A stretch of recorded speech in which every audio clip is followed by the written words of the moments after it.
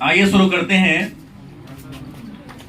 अर्थशास्त्र पाठ 1, जिसका नाम है स्वतंत्रता के पूर्व संध्या पर भारतीय अर्थव्यवस्था। तो आप तो एक बात भली भांति जानते हैं कि भारत को आजादी कब मिली। तो सारा बच्चा जानता है कि भारत को आजादी 15 अगस्त 1947 ईस्वी को मिली। मतलब अंग्रेजों ने भारत को कब छोड़ा? तो 15 अगस्त 1947 को छोड़ा। तो पाठ ये कहना चाहता है कि 15 अगस्त 1947 को अंग्रेजों ने भारत को छोड़ा। वो अपना हाथ में से शासन लेके हमारा हाथ में दे दिया, भारतीयों का हाथ में दे दिया। तो उस समय हमारे इकोनॉमी कैसी थी, हमारी अर्थव्यवस्था, हमारे देश की हालात कैसी थी, इस बात का जिक्र इस पाठ में करना है। तो सबसे पहले हालात को जानने से पहले हमारे मन में पहला प्रश्न ये होगा कि अर्थव्यवस्था कहते किसे? क्या जी? आपके मन में पहला प्रश्न क्या होगा कि अर्थव्यवस्था क्या है? बंद कर दो। अर्थव्यवस्था क्या है या अर्थव्यवस्था कहते किसे हैं? तो आप बड़ी आसानी से लिखोगे कि अर्थव्यवस्था एक ऐसा तंत्र है, ऐसा तंत्र है जिसमें व्यक्ति, अर्थव्यवस्था एक तंत्र है, एक ऐसा सिस्टम है जिसमें एक व्यक्ति अपने जीविकोपार्जन के लिए अपने सामर्थ्य के अनुसार अलग अलग काम करता है। गलत सही? जैसे हमारी सामर्थ्य है पढ़ाने का, मैं पढ़ा रहा हूं। किसी की सामर्थ्य ठेला चलाने का, ठेला चला रहा है। किसी का सामर्थ्य आयरन करने का, आयरन कर रहा है। कोई खेत जोत रहा है, कोई होटल चला रहा है, कोई दुकान चला रहा है, तो कोई सरकारी नौकरी कर रहा है। गलत की सही?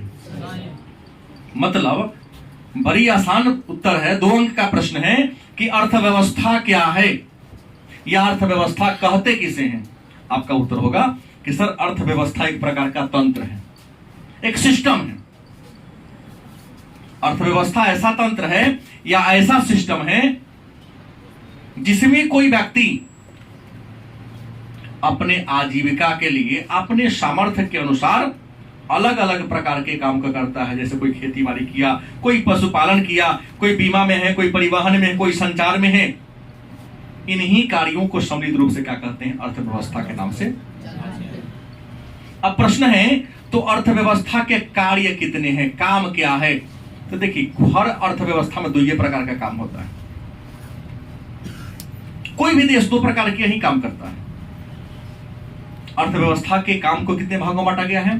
तो अर्थव्यवस्था के कार्य को 2 भागों में बांटा गया है। पहला काम क्या है? लोगों की आवश्यकता के लिए, लोगों की आवश्यकता के लिए क्या करना? वस्तु का निर्माण करना। गलत की सही? कोई भी देश की सरकार हो, सामान बनाती है तो ऐसा कोई सामान बनाती है जिसकी जरूरत हमें ना हो? नहीं, वही सामान बनाती है जिसकी हमें क्या होती है। क्या लाइन गलत है कि सही? दूसरा काम क्या है? लोग रोजगार सृजन करना।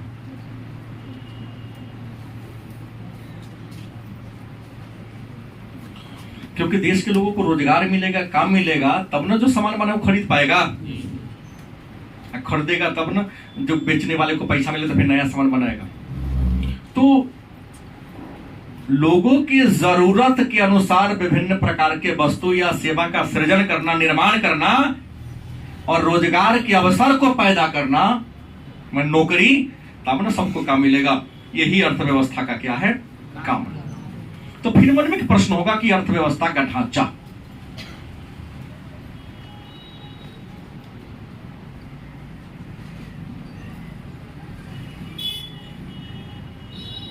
इसको संरचना भी कहते हैं।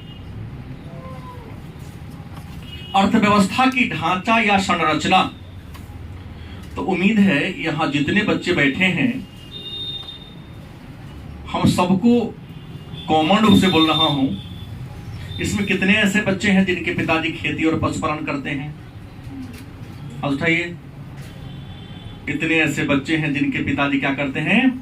खेती बाड़ी और पशुपालन करते हैं? हाथ गिराइए। कितने ऐसे बच्चे हैं जिनके पिताजी अपन दुकान चलाते हैं, रोजगार खोले हुए हैं, अपन सेल्फ दुकान है? बहुत अच्छा, हाथ गिराइए। और कितने ऐसे बच्चे हैं जिनके पापा जी किसी के यहाँ या तो सरकारी नौकरी करते हैं या प्राइवेट नौकरी करते हैं? हम पैसा मांग नहीं लेंगे, बच्चे के सर उठा टेंशन में आ गया कि सरकारी नौकरी वाले से गुरुजी पैसा ज्यादा मांगने वाले, ऐसा कुछ नहीं, नियम बराबर है। 2 बच्चा इसमें उठाया हाथ, तो ये वो है, एक आध वो और है, खैर जो हो। तो काम अर्थव्यवस्था की संरचना का मतलब होता है कि देश में जितने लोग रहते हैं उन सबके द्वारा अपने जीविका अर्जन के लिए किया गया काम। तो देखिए, अर्थव्यवस्था की संरचना को काम के आधार पर 3 भागों में बांटा।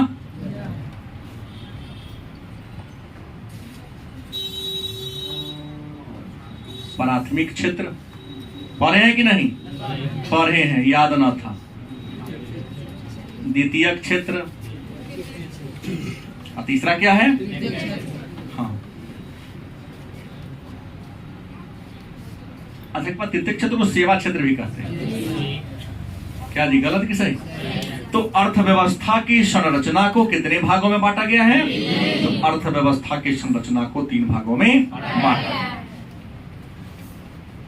प्राथमिक क्षेत्र, द्वितीय क्षेत्र और तृतीय क्षेत्र। अब कहोगे सर प्राथमिक क्षेत्र किसे कहते हैं? हम कुछ नहीं बोलेंगे, आप ही बोलेंगे। कृषि, पशुपालन, मछली पालन और खनन। वन भी इसमें आ जाएगा। क्या आ जाएगा? इन सबको सम्मिलित रूप से क्या कहते हैं? कृषि, पशुपालन, मछली पालन, वन और खनन वाला जो काम है, इन सबको हम क्या कहते हैं? प्राथमिक। 3 क्लास में भी आप लोगों ने इकोनॉमिक्स से पढ़ा होगा, प्राथमिक क्रियाकलाप के नाम से। द्वितीय क्या है? उद्योग, व्यापार। उद्योग चाहे लघु हो, कुटीर हो, किसी प्रकार का कारखाना होता है। दुकान चाहे छोटका हो, चाय के दुकान हो, चाहे बड़का होलसेल दुकान हो, दुकानें होता है। पूछा जाएगा कौन प्रकार की दुकान है तब ना, लेकिन सीधे कहा दुकान मतलब कारखाना मतलब भाई। उद्योग भी 3 प्रकार के होते हैं, लघु उद्योग, बृहद उद्योग और कुटीर उद्योग। व्यापार भी 2 प्रकार का होता है, एक खुदरा व्यापार, एक होलसेल मार्केट। जहां थोक मार्केट, उसी को होलसेल को हम अंग्रेजी में बोले हैं, आप लोग हिंदी में कह दिए हैं। अल्प मात्रा में, थोड़ी मात्रा में वस्तु और सेवा का क्रय विक्रय हो तो खुदरा मार्केट कहेंगे। अब बड़े पैमाने पर कुंटल के हिसाब से, दर्जन के हिसाब से, टन के हिसाब से, बोरी के हिसाब से वस्तु का क्रय विक्रय हो तो क्या कहेंगे? थोक व्यापार कहेंगे। उद्योग और व्यापार क्या कहलाएगा? बैंक, बीमा, संचार, ठीक है, परिवहन और सभी प्रकार की सेवा। क्या? सभी प्रकार की जो सेवा है उन सबको सम्मिलित रूप से क्या कहेंगे? तृतीय क्षेत्र के नाम से। उम्मीद है समझने में परेशानी नहीं हो रही होगी, क्योंकि अब आपके अपने विषय आ गए। इतिहास थोड़ा विश्व का था, क्योंकि पहली बार आप लोगों ने पल्ला पढ़ा था, थोड़ा कठिनाई रही होगी। 12वीं में कोई कठिनाई नहीं हो, क्योंकि सारा इंडियन चीज पढ़ना है, ठीक है। अब सवाल आता है, तो अर्थव्यवस्था के ढांचा को जान गए, हमने कहा सभी प्रकार की सेवा। तो मन में प्रश्नों का कि सर सेवा मतलब नौकरी, सेवा होते कितने प्रकार के? सेवा के प्रकार के होते हैं? 2 प्रकार के। एक होता है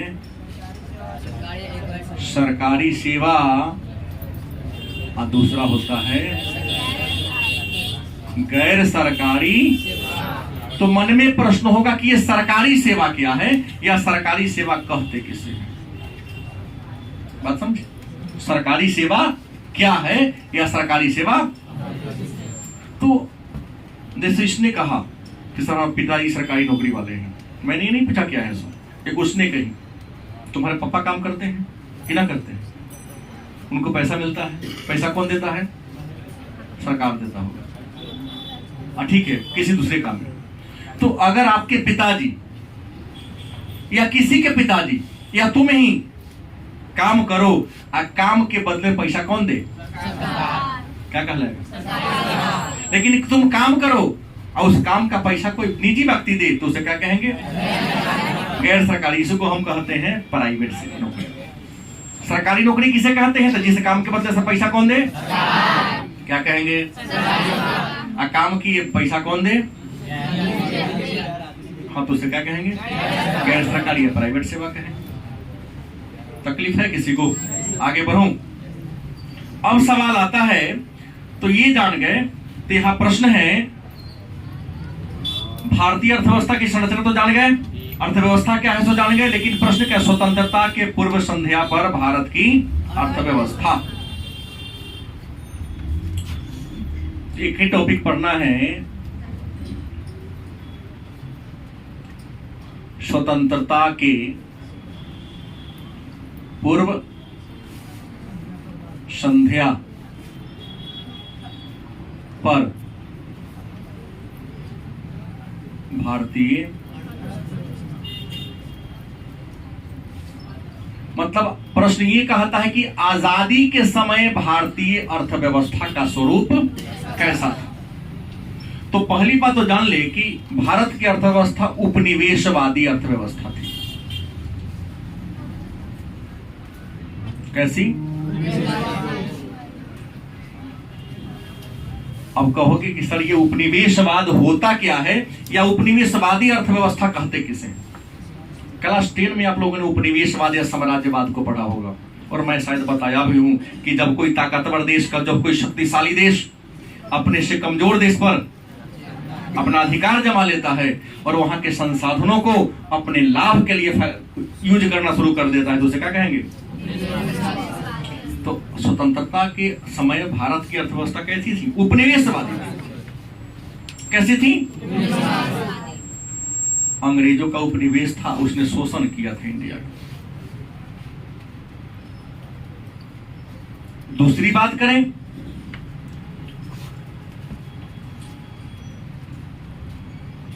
अर्ध सामंती अर्थव्यवस्था। कैसी अर्थव्यवस्था थी? मतलब यहां पर जमींदारों का बोलबाला था। किसका बोलबाला था? अधिकांश जमीन कुछ लोगों के हाथ में था। देश की अधिकांश प्रॉपर्टी, जमीन कुछ ही लोगों के हाथ में था, बाकी तो उसके यहाँ काम करने वाला क्या था? मजदूर था। और आपको बता दें कि भारत में इस सामंतवादी व्यवस्था की शुरुआत 1793 ईस्वी में बंगाल से लॉर्ड कर्नवालिस ने किया था। इसको अस्थाई बंदोबस्त के नाम से भी, अर्ध सामंती मतलब अस्थाई बंदोबस्त। अस्थाई, ये प्रश्न साल पूछेगा, रहबे करता है। 3 को बताया हूं कि अस्थाई बंदोबस्त की शुरुआत किसने किया? कहां से किया? कब किया? इनमें से एक प्रश्न 12वीं के फाइनल में हर साल रहबे करता है। क्या देख से पूछ। तो स्वतंत्रता के समय जो हमारी थी अर्ध सामंती थी, अधिकांश भूमि पर कुछ ही लोगों का अधिकार था। आज भी सुनिए ना, आपके क्षेत्र में कुछ लोग होंगे जिनके पर 200 बीघा 250 बीघा जमीन होगा, 100 बीघा, कोनो के पास घर बना बोला घर जमीन ना। तो आजादी के 70 साल के बाद ये दशा है कि बहुत ऐसे लोग आज भी है जिनको घर बनाने के लिए जमीन नहीं है। सरकारी जमीन पर एक झोपड़ी बना के जैसे तैसे रहता। उस समय कैसे रहा होगा? और ज्यादा रहा होगा। सुनते हैं कि रीगा के रुक्मिणी नगर में 2500 के आसपास 2000 बीघा जमीन था। एक सोनबरसा साइड में कोई एक है जमींदार परिवार आज भी है, भूल रहा हूं। सिंहवाहिनी एक स्टेट है, वहां भी कम से कम 1000 एकड़ से भी ऊपर जमीन है। अभी भी कुछ एरिया में जमींदार लोग बचे हुए हैं। कौन? कितना जमीन? 500 बीघा। ये कह रहा है मेरे गांव में है सत्येंद्र भगत जिनको 500 बीघा जमीन। अभी भी हैं कुछ छोटे मोटे, उनके बाल बच्चा चिंता भी नहीं होगा हमारी जमीन कहाँ कहाँ है, नहीं कैसे झेराइए जाएगा वो। तो अर्ध सामंती व्यवस्था थी। अगली विशेषता क्या थी? तो पिछड़ी हुई अर्थव्यवस्था। पिछड़ी। अंग्रेजों ने भारत को गुलाम बनाया, भारत के फायदा के लिए कि अपना फायदा के लिए? किसके फायदा के लिए? वो अपने फायदा के लिए बनाया। जब वो अपने फायदा के लिए बनाया तो कभी भारत के हित में कोई कानून बनाएगा? यहाँ के तो सारे संसाधनों को, सारे कच्चा माल को लूट कर अपना देश में लेकर चला गया, तो भला मेरे हित की बात तो कभी नहीं कर पाएगा। तो भारत की जो अर्थव्यवस्था थी आजादी के समय, पिछड़ी अर्थव्यवस्था थी।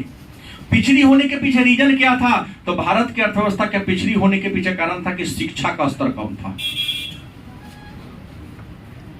मात्र उस समय देश में 17% लोग शिक्षित थे। क्या परसेंट? 100 गो में 17 गो लोग था पढ़ा लिखल, बाकी सब मूर्ख थे। दूसरी बात करें, जन्म दर तथा मृत्यु दर क्या थी? ऊंची थी। आजादी के समय बच्चा जन्म ही बहुत लेता था, मरियो बहुत। क्यों मरता था? क्योंकि अच्छा अस्पताल नहीं था, दवा आसानी से उपलब्ध नहीं था, न अच्छे डॉक्टर थे। मतलब चिकित्सा के अभाव में, अच्छी दवा के अभाव में अधिकांश बच्चे मर जाया। तो आजादी के समय जन्म दर भी ज्यादा था, मृत्यु दर भी क्या था? पिछड़ने का भी कारण था। नागरिक आबादी, आजादी के समय मात्र 16% लोग शहर में रहता था, आज 31.2% लोग शहर में रहते हैं। आज भी स्थिति ऐसी है। और आज भी जाके जापान में देखो 93% लोग शहर में रहते हैं, सिंगापुर में तो 100% है। लेकिन आजादी के समय मात्र देश का 16% लोग ही, 100 गो में 16 गो लोग ही शहर में रहता है। और जानते हैं कि विकास का रास्ता शहर के से ही गुजरता है। क्या जी? भले ही भारत की अर्थव्यवस्था कृषि पर निर्भर है, कृषि की सफलता भारतीय अर्थव्यवस्था की समृद्धि का इतिहास रचती है, लेकिन विकास की गलियारा शहर से होकर ही क्या होती है? गुजरती है। तो पिछड़ी अर्थव्यवस्था थी। पिछड़ने के पीछे रीजन क्या था? शिक्षा कम था, जन्म दर और मृत्यु दर दोनों क्या था? लोग शहर में। अगला था घीसी अर्थव्यवस्था।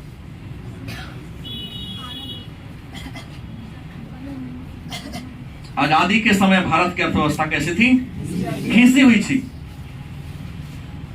घिसाएगा कैसे? नहीं, जो रोड बनाया था इतना ना चल के किया, चल गाड़ी खरीद के रखा था, चला ले जाते समय गाड़ी छोड़ दिया, अब गाड़ी के चक्का में गिट्टी को गुना है, स्लिप करते चलेगा ना, रोड को पकड़ के तो चलेगा नहीं। तो भारत की जो अर्थव्यवस्था थी घिसी पेटी थी। सारे संसाधन, प्राकृतिक संसाधनों को लूट के लेके थोड़ा थोड़ा बच गया था। जैसे बचपन में हमने देखा है कि जब धान के खेत में से धान कट जाता था तो धान कट जाने के बाद उसका कुछ बाल जहां तहां गिर जाता था,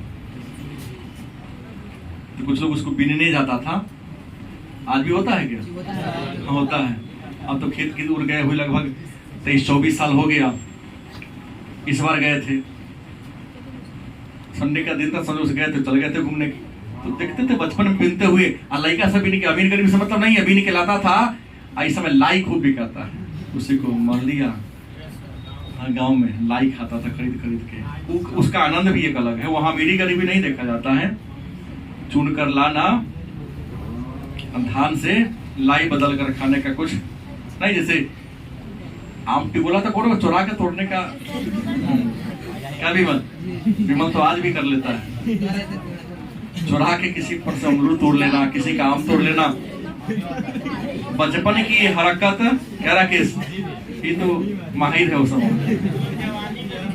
कुछ लोग हैं जो जवानी में भी करते हैं।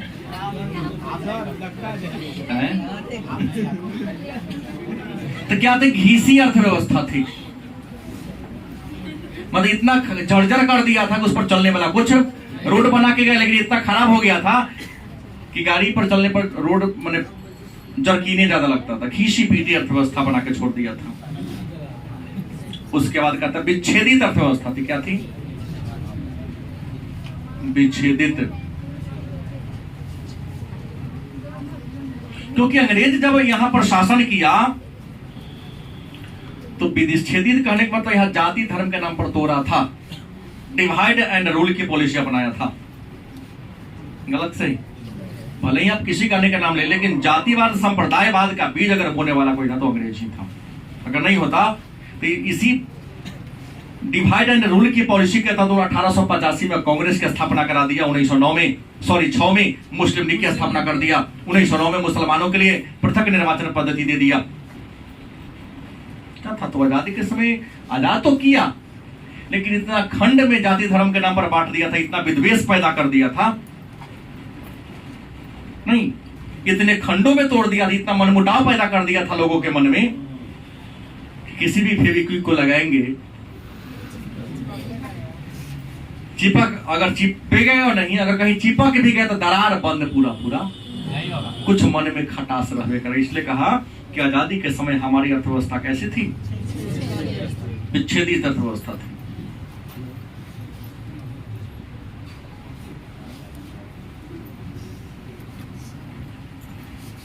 कृषि निर्भर,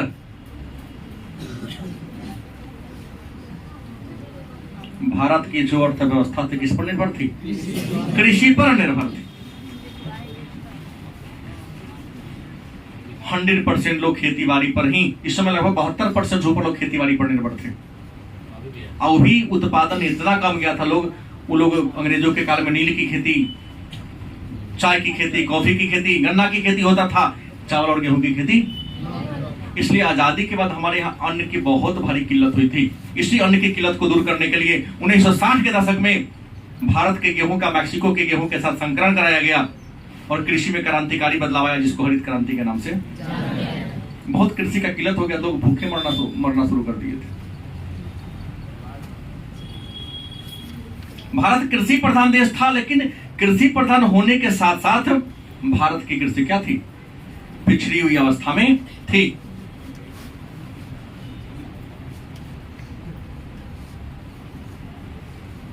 निम्न औद्योगिकरण,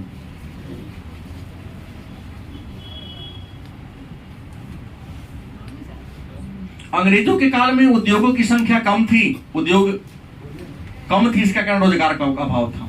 अगर उद्योग क्या होती, ज्यादा होती तो लोगों को रोजगार मिलता।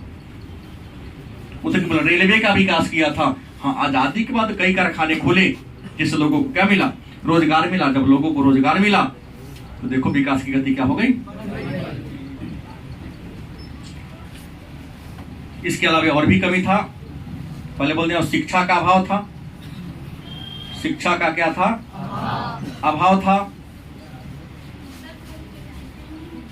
संचार सुविधा का अभाव था। नीचे आओ। संचार सुविधा का क्या था? अभाव था। चिकित्सा का अभाव था। और खुशी रहो, चिकित्सा का भी बैठा देगी, देखो आगे पीछे हो जाओ। यहां पर क्या थी? चिकित्सा का क्या था?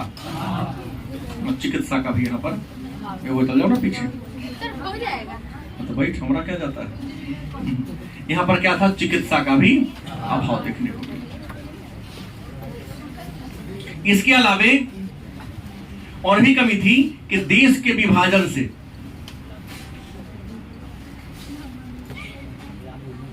मतलब देश के विभाजन के कारण भी कुछ समस्या उत्पन्न हो गई थी। कहोगे देश के विभाजन के बाद क्या समस्या हुई? तो पहली समस्या तो ये थी कि जब देश का बंटवारा हुआ तो 21% भूमि और 18% जनसंख्या पाकिस्तान को मिला। फिर भी पाकिस्तान कहता कि हमरा कमे दिला, बंटवारे बेईमानी हो गई। आज भी कहता है। जमीन कितना मिला? 21, और आबादी मिला मात्र 18। आज जब देश पर कर्ज था, कर्ज का बंटवारा नहीं हुआ, ऊपर से 55 करोड़ रुपया देने के बाद गांधी ने कर दिया क्या जी? बंटवारा ही गलत था। भारत का विभाजन हमारे लाश पर होगी, जब बंटवारा हुआ तो कुछ नहीं, उन्हें जाके एक वृद्धाश्रम में जाके बैठ गए। गलत नहीं? 10 लाख से ज्यादा हिंदू और मुसलमान मरे थे आजादी के समय। हिंदू ने मुसलमान को माना, मुसलमान ने हिंदू को माना। इसी को तो सांप्रदायिकता कहते हैं। जब धर्म के नाम पर दुश्मनी लोग पालना शुरू कर दे, अपने धर्म के सामने दूसरे धर्म को नीच समझने लगे, हीन समझने लगे। तो यहाँ क्या थी? देश के विभाजन से समस्या। आपको बता दें कि देश का सूती का प्रसूति मिल भारत में रह गया और कपास वाला खेत पाकिस्तान के हिस्से में चला गया। जूट मिल रह गया भारत में और जूट उत्पादक क्षेत्र चल गया बांग्लादेश में ना। मैंने बंटवारा ऐसे हुआ कि एक भैंसी का मुंह रह गया किसी के पास और उसका पीछे वाला थन चला गया दूसरा के पास। अब खियाएगा कौन है? तू हो गया कौन? ये तो बुरवाका वाला का भाई वाला कहानी हो गया। एक ये कम्बल था, 2 भाई का, ये दिन में तू ओढ़िए, रात में तू ओढ़िए। किसी ने दिन वाला को चढ़ा दिया, रात में न जाने तो साँझ में कमर को भिजा के रख देता। कहा कि हम अपने हिसाब में कुछ हो करें।